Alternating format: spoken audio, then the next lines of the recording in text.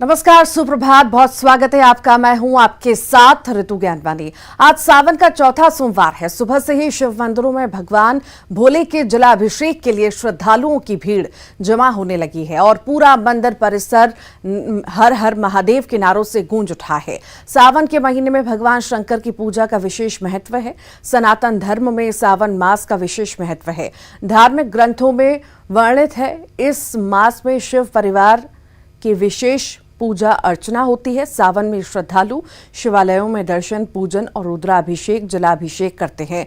सावन महीना भगवान भोलेनाथ को बेहद प्रिय है। इस महीने के प्रत्येक सोमवार पर किए गए व्रत और पूजन से भक्त अपनी हर मनोकामना को पूर्ण होती है।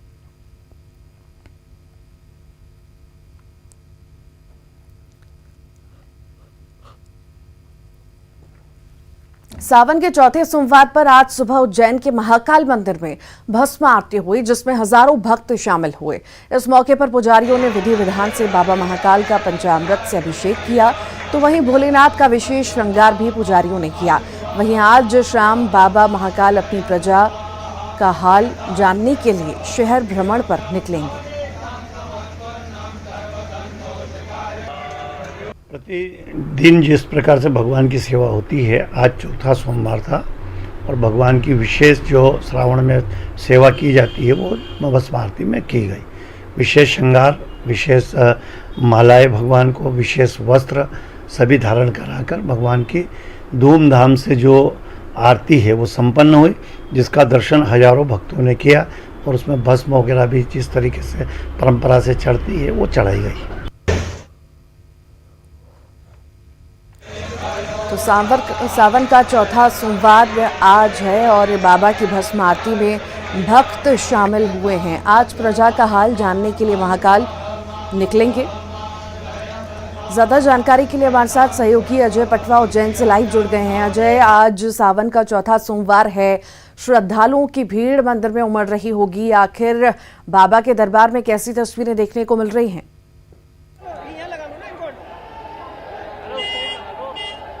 जी देखिए, प्रातःकाल भगवान महाकाल की भस्म आरती हुई है, जिसमें बड़ी संख्या में श्रद्धालुओं ने जो भगवान महाकाल के दर्शन किए हैं और उनका आशीर्वाद लिया है, क्योंकि सावन के महीने में भगवान महाकाल के दर्शन करने से जो श्रद्धालु अपनी मनोकामना लेकर आते हैं वो पूर्ण होती है।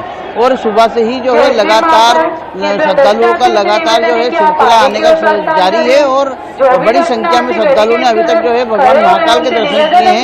इसी के साथ जो है भगवान महाकाल के जो दर्शन के लिए श्रद्धालुओं के लिए पूरी व्यवस्था कर रखी है। प्रशासन ने जो है अलग अलग जगहों पर जो है सोया पाया केंद्र से लेकर तमाम प्रकार की जो जगह हैं वो लगा रखे हैं, बोर्ड लगा रखे हैं, ताकि मंदिर तक आने में कोई समस्या ना हो। इसी के साथ जो है प्रातःकाल जो है भगवान महाकाल का पट खुलते ही जो है दूध, दही, घी, पंचामृत अभिषेक किया गया। इसके बाद भस्मी की चढ़ाई गई। इसके बाद भगवान महाकाल की आरती की गई। इसमें भगवान को जो भस्म आरती के बाद जो है भक्तों को साथ ही जो है चलायमान दर्शन भी किए गए, जिसमें आम श्रद्धालुओं को प्रवेश दिया गया है, जिसमें बड़ी संख्या में आम श्रद्धालुओं ने दर्शन किए हैं।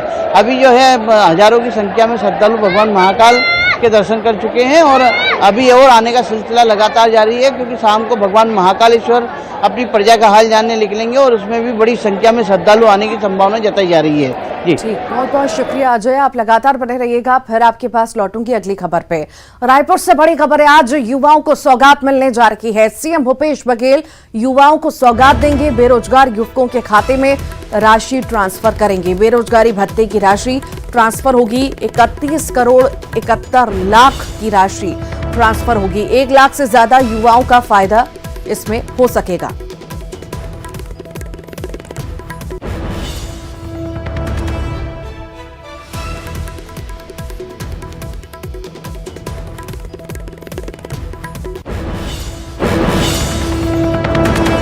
ज्यादा जानकारी के लिए युगल तिवारी हमारे साथ रायपुर से जुड़ गए हैं। युगल, युवाओं को बड़ी सौगात भूपेश सरकार देने जा रही है। बेरोजगारी भत्ता आज मिलेगा।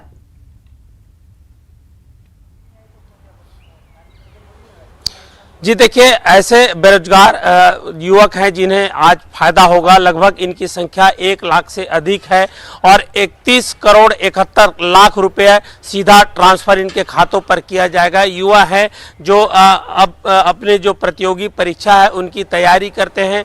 सुदूर वनांचल क्षेत्र से शहरी क्षेत्र पर ये युवा है रहते हैं और आगे जब पढ़ाई जब इनका होगा प्रतियोगी परीक्षा से लेकर के तमाम परीक्षाओं के लिए ये काफ़ी मददगार साबित होगा। और इसमें जो 31 करोड़ 71 लाख की राशि आज मुख्यमंत्री भूपेश बघेल सीधा ट्रांसफर करेंगे, तो ये कहा जा सकता है कि इन युवाओं के लिए एक अच्छा जो फायदा है वो होगा। और इसे बेरोजगारी भत्ते को लेकर के हालांकि प्रदेश में लगातार राजनीति होते रही है और युवाओं को छलने का आरोप बीजेपी जरूर लगाती रही है, लेकिन इस बीच जब इनके खातों पर रकम है, पैसे के जब ट्रांसफर होगा तो आने वाले समय में इन्हें काफ़ी जो फायदा होगा। बहुत सारे ऐसे युवा हैं जो पढ़ाई से वंचित रह जाते हैं और कॉम्पिटिटिव परीक्षा में शामिल भी नहीं हो पाते, तो कम से कम इन युवाओं को के लिए एक बेहतर अवसर है कि उनके खाते पे सीधा राशि का हस्तांतरण होगा, ट्रांसफर होगा और फिर उसका फायदा है वो आने वाले वक्त पे जो युवा हैं, बेरोजगार युवा हैं, वो उठा सकेंगे। जी ठीक, बहुत शुक्रिया। आप लगातार बने रहिएगा युगल, आपसे फिर जुड़ेंगे अगली खबर पर। 3 जुलाई से आंदोलनरत संविदा कर्मचारी इस बार आर पार की लड़ाई लड़ने के लिए पूरी तरह से अपनी ताकत झोंक रहे हैं। अब आज आंदोलनकारी कर्मचारी अपने परिजनों के साथ रैली निकालकर विरोध प्रदर्शन करेंगे। माई पिला जबर रैली निकालकर अपनी एकजुटता का परिचय देंगे। संविदा कर्मचारी नियमितीकरण की मांग को लेकर अनिश्चितकालीन हड़ताल पर हैं। और ज्यादा जानकारी के लिए युगल लगातार जुड़े हुए हैं। युगल, प्रदर्शन जो है संविदा कर्मियों का लगातार जारी है और आज लगता है और ज्यादा उग्र हो सकता है।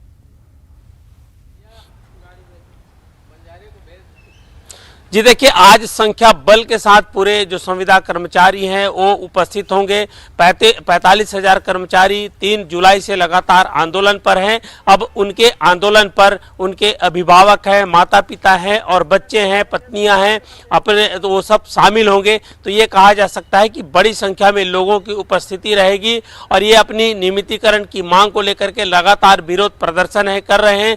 ये चाह रहे हैं कि सरकार या विभाग के आला अधिकारियों के बीच, जवाबदार अधिकारियों के बीच संवाद हो और कोई बीच का रास्ता मिल सके, क्योंकि 47 विभाग के कर्मचारी हैं और अलग अलग विभाग में ये कामकाज पूरी तरह से प्रभावित हो रहा है, लेकिन किसी तरह से ना तो इनसे मान मनोबल हो पा रही, ना इनकी बात सुनी जा रही है। लगातार ये आरोप लगा रहे हैं कि अनदेखी की जा रही है और यही वजह है कि आंदोलन और भी लंबा खींचता जा रहा है। और इस तरह से आंदोलन लंबे खींचते अगर जाएंगे तो आम जनता को काफ़ी परेशानियों का सामना पड़ेगा। कई विभाग ऐसे एसेंशियल विभाग हैं जिनके कर्मचारी भी लगातार आंदोलन पर हैं और ऐसे में कामकाज तो प्रभावित हो रहा है, आम जनता को भी परेशानियों का सामना करना पड़ रहा है। अगर हम बात करें बीते लगभग 4.5 वर्षों में प्रदेश के कर्मचारियों ने जो है लगातार धरना प्रदर्शन किया है, सरकार पर दबाव बनाने का प्रयास किया है, तो उसी कड़ी पर अभी भी प्रयास है वो जारी है। और नियमितीकरण की मांग इनकी कब पूरी होती है, आंदोलन कब खत्म होता है, ये तो आने वाला वक्त नहीं बता पाएगा। जी ठीक, बहुत बहुत शुक्रिया युगल। उज्जैन से सनसनीखेज घटना सामने आई है, जहां जन्मदिन के मौके पर स्वागत मंच से बीजेपी विधायक बहादुर सिंह नीचे गिर गए। दरअसल मौका था विधायक बहादुर सिंह के बेटे धीरेन्द्र चौहान के जन्मदिन का। इस दौरान जन्मदिन कार्यक्रम का आयोजन किया गया। इस दौरान स्वागत मंच पर ज्यादा लोगों के खड़े होने से मंच टूट गया और विधायक जी अपने समर्थकों के साथ नीचे गिर गए, जिसका वीडियो सामने आया है।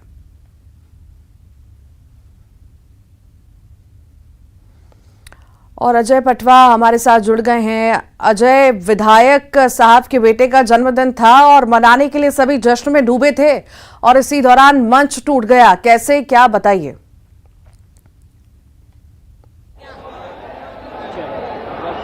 जी देखिए, बहादुर सिंह चौहान जो है महिदपुर विधायक हैं, उनके बेटे का जन्मदिन था धीरेन्द्र चौहान का और बड़ी संख्या में जो है ग्रामीण जन और बीजेपी के और पदाधिकारी मौजूद हुए और जो एक मंच लगाकर जो धीरेन्द्र चौधरी हैं उनका जन्मदिन मना रहे थे। उसी दौरान बड़ी संख्या में जो सम्मान करने आए थे, जन्मदिन मनाने आए थे, उसी दौरान मंच पर ज़्यादा भीड़ हो जाने के कारण मंच जो है एकदम नीचे गिर गया और जिसके कारण कई लोग उसमें दब गए। पर गनीमत रही कि कोई बड़ा हादसा नहीं हुआ और इसमें सब सुरक्षित बच गए। और पर यह है कि जन्मदिन का जो माहौल था और जिस तरीके से मंच पर भारी संख्या में भीड़ थी और उसको जो है मंच संभाल नहीं पाया और धड़ाम से गिर गया और जिसके कारण जो है बहादुर सिंह चौहान के बेटे सहित कई कार्यकर्ता तक वो जो है मंच के साथ नीचे गिर पड़े थे और उसमें जो दब भी गए थे। इसके बाद जो है लोगों ने आनंद फानंद में सबको उठाया और गनीमत रही कि कोई बड़ा हादसा नहीं हुआ। जी ठीक, बहुत बहुत शुक्रिया अजय। दुर्ग से बड़ी खबर की बात करते हैं। युवक की बेरहमी से हत्या की गई है। गनियारी नेशनल हाईवे के पास युवक की हत्या की गई। सर पर त्रिशूल से वार कर युवक की हत्या की गई है। हत्याकर आरोपी ने शव को जला दिया। शव की शिनाख्त नहीं हो सकी है। अंजोरा चौकी क्षेत्र की घटना है। मामले की जांच में फिलहाल पुलिस जुटी हुई है।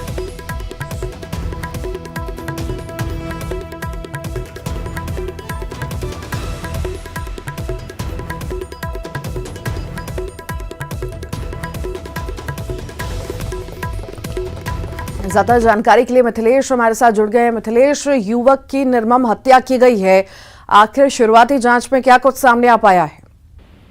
देखिए, अभी पुलिस हर एंगल में जांच कर रही है क्योंकि ये पूरा मामला जो है वो हत्या का ही नजर आ रहा है। जिस तरह से युवक की हत्या की गई, काफी निर्मम तरीके से उसकी हत्या की गई है।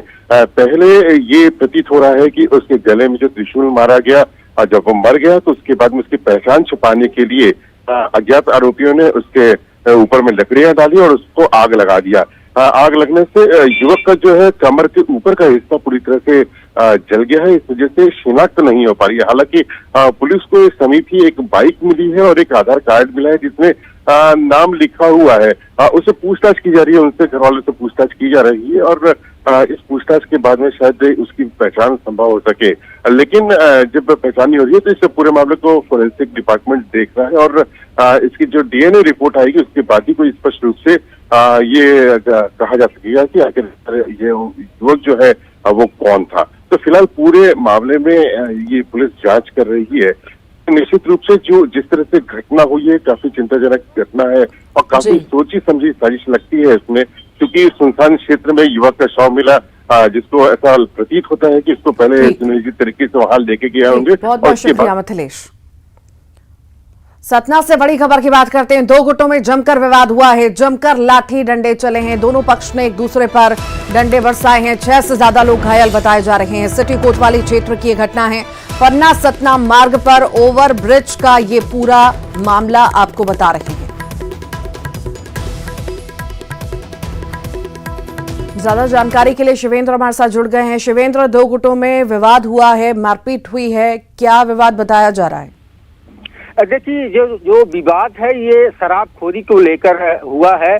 चूंकि ये मजदूर किस्म के लोग हैं और रेलवे की जमीन पर आबाद हैं और यहाँ पे झुंगी झोपड़ी बनाकर शहर में मजदूरी करते हैं और शाम को इनका जो आवास होता है वो मैखाने में तब्दील हो जाता है और इसी बात को लेकर दो पक्ष आमने सामने आ गए। जमकर लाठी डंडे चले और इस जो हमले में लगभग आधा दर्जन से ज्यादा लोग घायल हुए हैं, जिसमें से 2 को गंभीर चोटें लगी हैं। हालांकि देर रात पुलिस मौके पे पहुंची और मामले को शांत कराया। सभी का मेडिकल कराया गया है। दोनों पक्ष पर मारपीट का मामला दर्ज कर लिया गया है। ठीक, बहुत बहुत शुक्रिया। और मुंबई से बड़ी खबर की बात करेंगे। लाइफलाइन लड़खड़ाई है। वेस्टर्न रेलवे की कई ट्रेनें रद्द हुई हैं। सुबह 6 बजे से रेलवे की सेवा लड़खड़ाई है। ये बड़ी खबर इस वक्त आपको मुंबई से बता रहे हैं। ट्रेन प्रभावित हुई है, लाइफलाइन लड़खड़ाई है। ये बड़ी खबर आपको इस वक्त बता रहे हैं। वेस्टर्न रेलवे की कई ट्रेनें रद्द हुई हैं।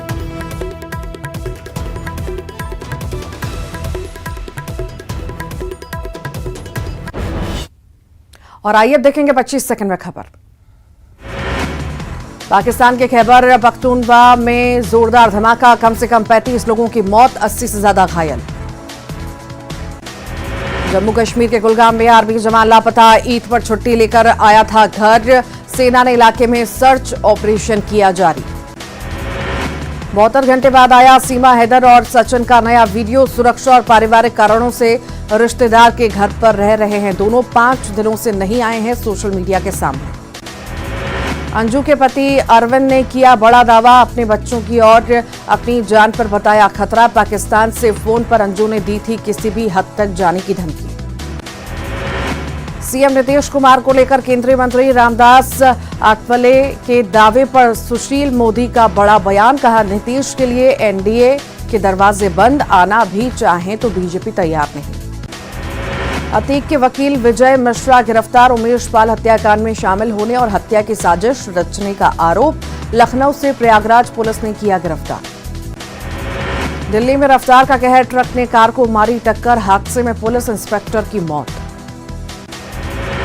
मालवा में अमित शाह की चुनावी हुंकार, कांग्रेस पर साधा निशाना। कहा, कमलनाथ ने बंद कर दी थी गरीबों की योजनाएं।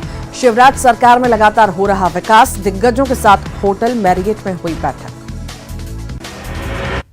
और इसी के साथ ही फिलहाल के लिए बुलेटिन में इतना ही।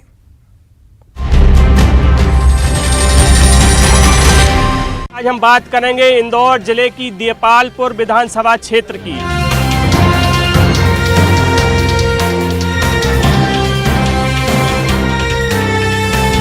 सबसे ज्यादा सर्वे चल रहा है स्थानीय उम्मीदवार का। बाहर के विधायक जो भी बनते हैं आते नहीं है, मिलते नहीं, काम कुछ भी नहीं करते। अच्छा हॉस्पिटल नहीं है जहाँ पर उपचार हो सके। यहाँ इमरजेंसी में अगर विधायक को भी फोन लगाते हैं, पूर्व विधायक को भी फोन लगाते हैं, कोई भी एक बार में फोन नहीं उठाता है।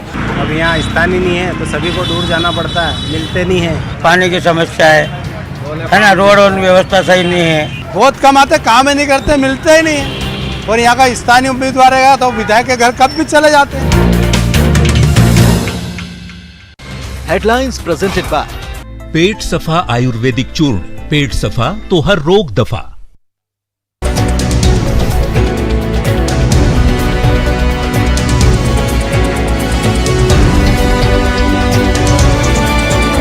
हेडलाइंस प्रेजेंटेड बाय पेट सफा आयुर्वेदिक चूर्ण। पेट सफा